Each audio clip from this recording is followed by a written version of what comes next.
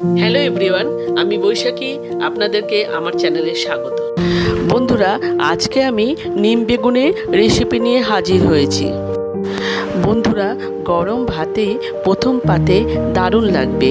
অনেকে তিতের জন্য খেতে চান না, তবে এইভাবে একবার করে দেখতে পারেন, ভালো লাগবে।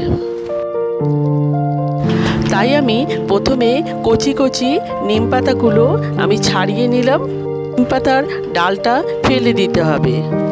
দেখুন বন্ধুরা, যারা নতুন আছেন এইভাবে ডালটা থেকে টান মারলেই কিন্তু পাতাগুলো খুলে আসবে।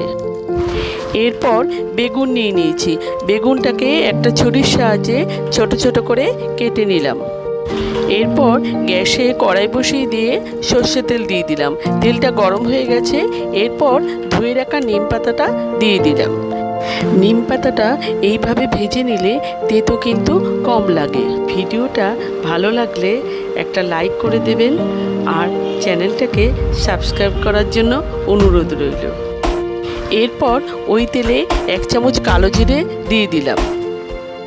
এরপর ধুয়ে রাখা বেগুনগুলো দিয়ে দিলাম।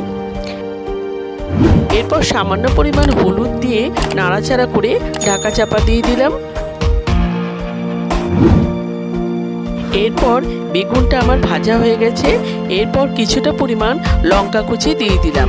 এখানে কাঁচা লঙ্কা দিলে খেতে কিন্তু অনেক বেশি ভালো লাগে। এরপর দিয়ে দিলাম স্বাদ মতো নুন। এরপর আগে থেকে ভেজে রাখা নিম পাতাগুলো সেটাও দিয়ে দিলাম। নিম পাতা বেগুনের সাথে ভালোভাবে মিশিয়ে নেব।